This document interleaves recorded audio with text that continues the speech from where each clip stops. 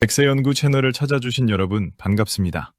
이 채널은 노후를 불안이 아니라 이해와 준비로 바꾸는 건강 이야기를 전해드리고 있습니다. 지금 이 이야기가 조금이라도 도움이 되실 것 같다면 시작하기 전에 구독 버튼과 좋아요 한 번만 눌러주세요. 여러분의 작은 참여가 더 정확하고 꼭 필요한 노후 건강 이야기를 계속 이어갈 수 있는 큰 힘이 됩니다. 자, 이제 본격적으로 말씀드려 볼까요? 혹시 여러분도 약상자 한쪽에 비타민C 한 통쯤은 늘 들어있지 않으신가요? 피곤할 때 하나, 감기 기운 있을 때 하나, 몸이 좀 처진다 싶을 때 하나. 솔직히 말씀해 보세요. 이거라도 먹으니 안 먹는 것보다는 낫겠지. 그런 마음으로 드시고 계시지는 않으신가요? 저는 병원 진료실에서 수없이 이 말을 들었습니다. 의사 선생님, 비타민C를 매일 챙겨 먹는데요. 저는 왜 별로 달라지는 걸 모르겠죠? 혹시 양이 부족한 걸까요? 더 센 걸로 바꿔야 하나요? 그 질문을 받을 때마다 저는 속으로 같은 생각을 했습니다. 아, 이분도 지금까지 거의 다 버리면서 드셨구나 하고요. 단호하게 말씀드리겠습니다. 비타민C는 효과가 없는 영양제가 아닙니다. 그리고 대부분의 분들은 부족해서 효과를 못 보는 것도 아닙니다. 문제는 아주 단순한 한 가지, 드시는 방식이 잘못되어 있다는 겁니다. 비타민C는 그냥 알약 하나가 아닙니다. 우리 몸에서 매일같이 일하는 보이지 않는 주치의 같은 존재입니다.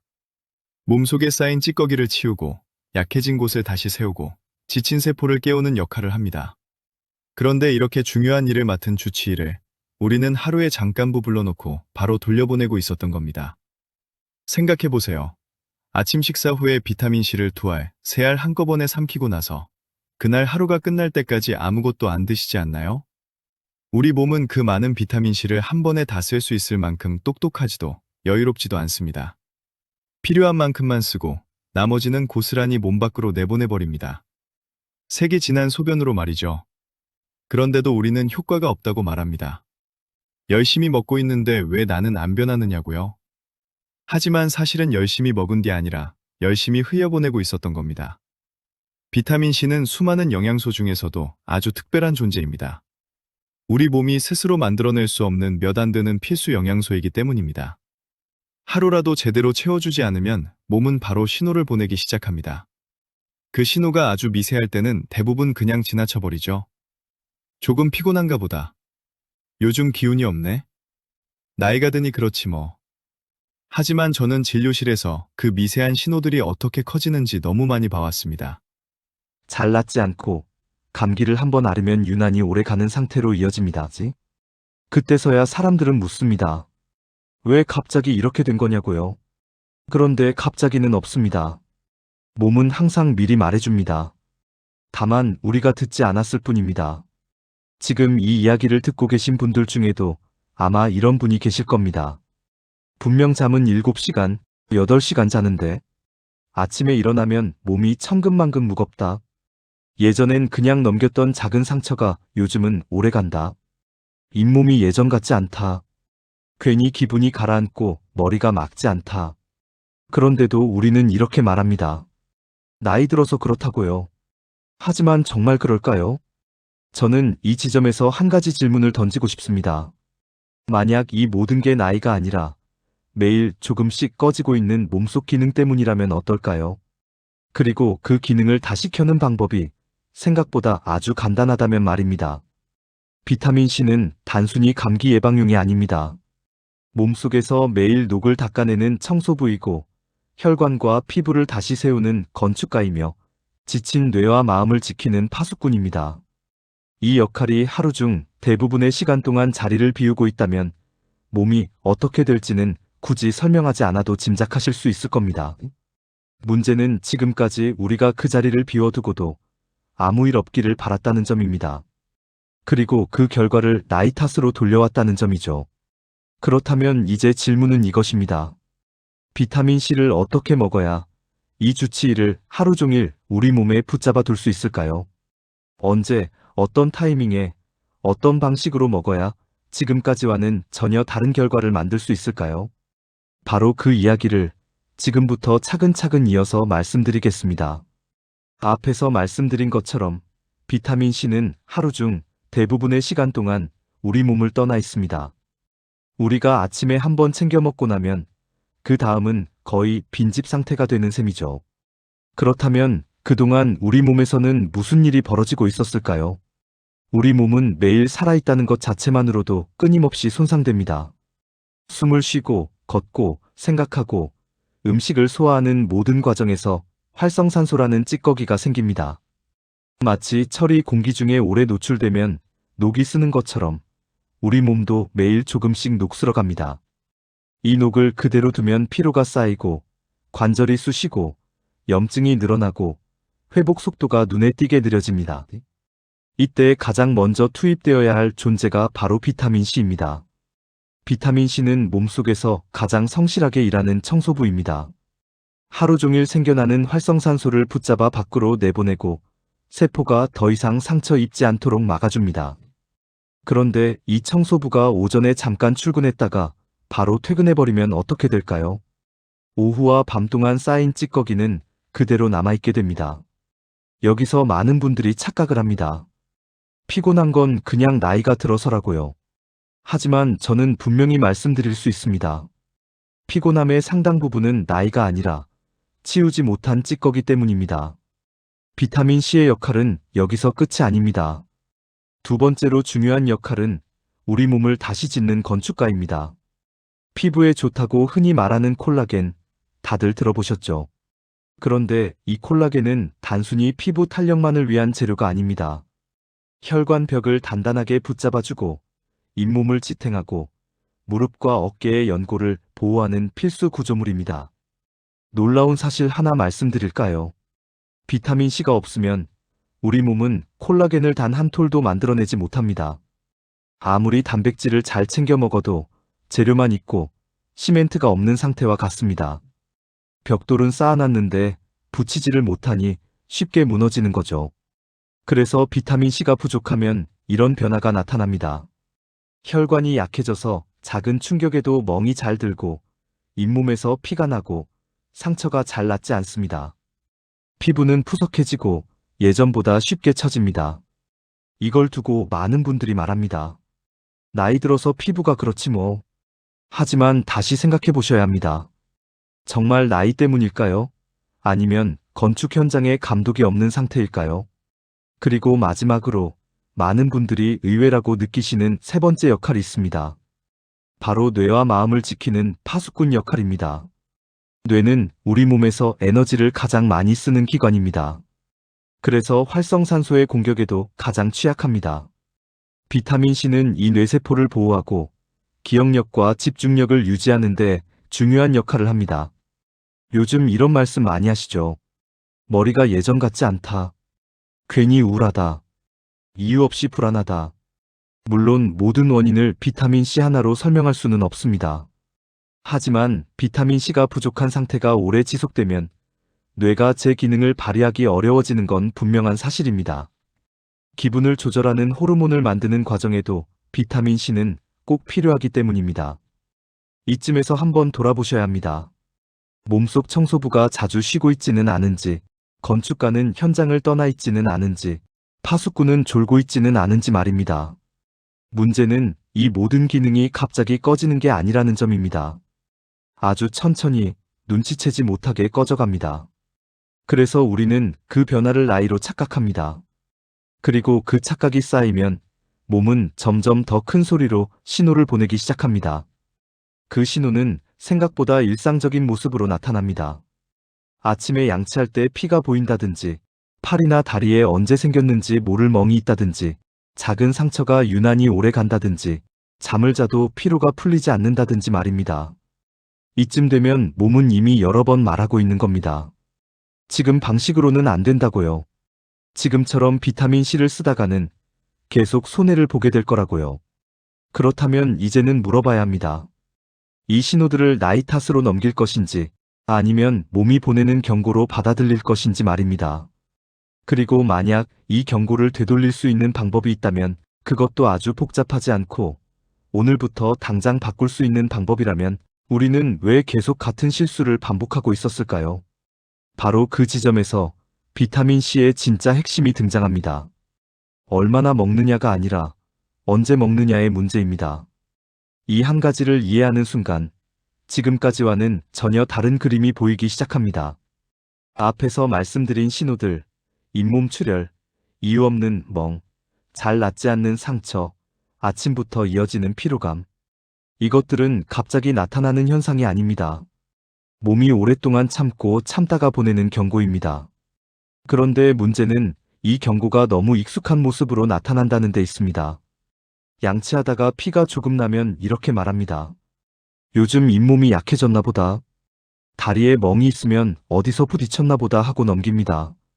하루 종일 피곤해도 나이 들어서 그렇지 하고 웃어 넘깁니다. 하지만 몸은 웃고 있지 않습니다. 우리 몸의 혈관은 생각보다 아주 섬세합니다.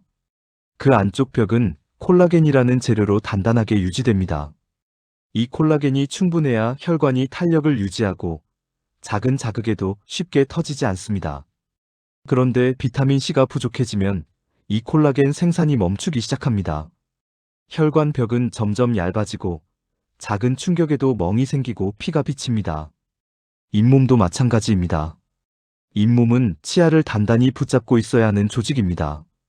그 역할을 하는 것이 바로 콜라겐입니다. 비타민C가 부족하면 잇몸은 가장 먼저 약해집니다. 그래서 양치할 때마다 피가 나기 시작합니다.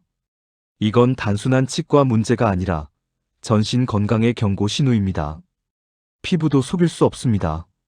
아무리 좋은 화장품을 발라도 피부 속 재료가 부족하면 겉만 번지르르 할 뿐입니다. 상처가 잘 낫지 않고 색이 오래 남고 푸석한 느낌이 계속된다면 그건 관리가 부족해서가 아니라 재건 재료가 모자라다는 뜻입니다. 여기까지 들으시면 이런 생각이 드실 수도 있습니다. 그럼 비타민C를 많이 먹으면 되는 거 아닌가요? 더 센 제품으로 바꾸면 되지 않나요? 바로 이 지점에서 많은 분들이 또 한 번 잘못된 선택을 합니다. 용량이 더 큰 제품을 찾고 알약수를 늘립니다. 하지만 결과는 크게 달라지지 않습니다. 왜냐하면 문제의 본질은 양이 아니기 때문입니다. 우리 몸은 비타민C를 저장해두는 창고가 없습니다. 필요할 때마다 쓰고 남으면 바로 내보냅니다. 그래서 한 번에 많이 먹는 것은 마치 하루치 물을 한 번에 들이붓는 것과 같습니다. 당장은 넘치고 금세 비워집니다. 이런 상태가 반복되면 몸은 하루 중 대부분의 시간을 비타민C 없이 버티게 됩니다. 아침에 잠깐 도와주는 손길이 있었을 뿐 정작 가장 힘든 오후와 밤에는 아무도 없는 상태가 되는 겁니다. 그 결과는 아주 솔직하게 나타납니다. 오후만 되면 기운이 빠지고 저녁이 되면 몸이 무겁고 잠을 자고 일어나도 회복된 느낌이 없습니다. 이걸 두고 우리는 말합니다. 체력이 떨어졌다고요. 하지만 저는 이렇게 묻고 싶습니다. 정말 체력의 문제일까요? 아니면 하루 종일 함께 있어야 할 조력자가 자리를 비운 문제일까요? 특히 감기에 잘 걸리시는 분들은 이 지점에서 꼭 짚고 넘어가셔야 합니다. 감기는 바이러스 때문이기도 하지만 결국 막아내는 힘은 우리 몸의 면역력입니다. 이 면역력의 바탕에는 매일 쌓이는 독소를 치우고 세포가 제때 회복할 수 있도록 돕는 기본 관리가 깔려 있습니다. 비타민C가 부족하면 면역 시스템은 늘 뒷북을 치게 됩니다. 이미 바이러스가 한참 퍼진 뒤에야 대응을 시작하는 겁니다. 그래서 감기가 오래가고 한번 앓고 나면 회복이 더딥니다. 여기까지 이야기를 듣고 나면 이제 질문은 명확해집니다. 어떻게 해야 비타민C가 하루 종일 우리 몸에 머물게 할 수 있을까요? 어떻게 해야 청소부가 퇴근하지 않고 건축가가 현장을 지키고 파수꾼이 밤새 깨어 있을 수 있을까요? 답은 생각보다 어렵지 않습니다. 하지만 많은 분들이 이 답을 너무 늦게 알거나 알고도 대수롭지 않게 넘겨버립니다. 지금까지와 같은 방식으로 계속 드신다면 아무리 좋은 비타민C라도 제 역할을 다하지 못합니다. 그래서 저는 이 지점에서 비타민C를 완전히 다르게 써야 한다고 말씀드리고 싶습니다. 언제 먹느냐, 하루 중 어느 시간에 몸속으로 들어오느냐, 이 차이가 결과를 바꿉니다. 이제부터는 그 구체적인 방법을 하나씩 짚어보겠습니다. 비타민C를 하루 종일 우리 편으로 만드는 가장 현실적인 방법 말입니다. 이제부터가 오늘 이야기의 가장 중요한 핵심입니다. 지금까지 왜 효과를 못 느꼈는지, 그리고 어떻게 해야 완전히 다른 결과를 만들 수 있는지에 대한 답입니다. 비타민C의 핵심은 양이 아니라 타이밍이라고 말씀드렸죠. 이 말을 조금 더 쉽게 풀어보겠습니다. 우리 몸은 하루 종일 같은 상태가 아닙니다. 아침, 점심, 저녁, 그리고 밤까지 계속 다른 일을 하고 다른 부담을 받습니다. 그런데 우리는 비타민C를 늘 같은 방식으로 같은 시간에만 넣어왔습니다. 아침에 한 번. 그게 전부였습니다. 하지만 생각해보세요. 아침에만 잠깐 도와주고 오후와 저녁에는 아무 도움도 주지 않는다면 그게 과연 제대로 된 관리일까요? 비타민C는 수용성 비타민입니다. 지방처럼 몸에 저장되지 않습니다. 필요한 만큼 쓰이고 나면 두세 시간 안에 대부분 빠져나갑니다. 그래서 아침에만 먹으면 정작 오후와 밤에는 몸속에 거의 남아있지 않습니다. 이걸 모르고 계신 분들이 정말 많습니다. 나는 매일 챙겨 먹으니까 괜찮다고 생각하죠. 하지만 시간으로 따져보면 하루 24시간 중에 비타민C가 몸에 머무는 시간은 고작 몇 시간뿐입니다. 나머지 시간은 거의 공백 상태입니다. 그래서 가장 중요한 원칙은 단 하나입니다. 나눠먹기입니다. 아침, 점심, 저녁. 이 세 번이 핵심입니다. 그리고 반드시 식사 직후입니다. 왜 식사 직후여야 할까요? 첫 번째 이유는 위 때문입니다. 비타민C는 산 성분이 있기 때문에 빈속에 먹으면 속이 쓰리거나 불편할 수 있습니다. 특히 위가 약하신 분들은 더 그렇습니다. 음식물이 들어간 직후에는 위가 보호받는 상태가 됩니다. 이때 비타민C를 함께 넣어주면 훨씬 편안하게 받아들일 수 있습니다. 두 번째 이유는 흡수 때문입니다. 비타민C는 혼자 들어올 때보다 다른 영양소들과 함께 들어올 때 더 잘 쓰입니다. 마치 혼자 일하는 것보다 팀으로 일할 때 효율이 좋은 것과 같습니다. 식사 직후는 비타민C가 가장 일하기 좋은 환경입니다. 이렇게 아침, 점심, 저녁 식사 직후에 나눠서 드시면 어떤 일이 벌어질까요? 우리 몸은 하루 종일 비타민C의 도움을 받을 수 있게 됩니다. 청소부가 퇴근하지 않고 건축가가 현장을 지키고 파수꾼이 밤까지 깨어있는 상태가 되는 겁니다. 이 방법을 처음 들으시면 이게 그렇게 대단한 차이를 만들까 싶으실 수도 있습니다. 하지만 진료실에서 제가 직접 본 분들은 전혀 다른 이야기를 하십니다. 예전에는 오후만 되면 늘어졌는데 이제는 덜 그렇다. 감기가 와도 예전처럼 오래 끓지 않는다. 아침에 일어날 때 몸이 조금은 가볍다. 이 변화는 하루아침에 기적처럼 나타나지는 않습니다. 하지만 분명히 방향이 달라집니다. 그리고 그 방향 차이가 쌓이면 몇 달 뒤에 몸 상태는 완전히 달라집니다. 여기서 한 가지 더 중요한 점이 있습니다. 비타민C는 누구와 함께 먹느냐에 따라 역할이 더 커질 수도 줄어들 수도 있습니다. 같은 비타민C라도 옆에 누가 있느냐에 따라 결과가 달라집니다. 많은 분들이 식사 후 바로 커피를 드십니다. 이 습관이 얼마나 큰 영향을 주는지 모르고 계신 경우가 많습니다. 커피에 들어있는 카페인은 비타민C를 빠르게 밖으로 밀어냅니다. 비타민C를 넣자마자 문 밖으로 내보내는 셈입니다. 또 어떤 분들은 칼슘 영양제를 함께 드십니다. 뼈 건강을 챙긴다고 같은 시간에 드시죠. 하지만 비타민C와 칼슘은 흡수 과정에서 서로 경쟁합니다. 결과적으로 둘 다 제대로 쓰이지 못하는 경우가 많습니다. 이런 작은 습관들이 모여 비타민C를 먹고도 효과를 못 느끼는 결과를 만듭니다. 그래서 단순히 양만 바꾸는 게 아니라 생활 속 흐름을 조금 조정해야 합니다.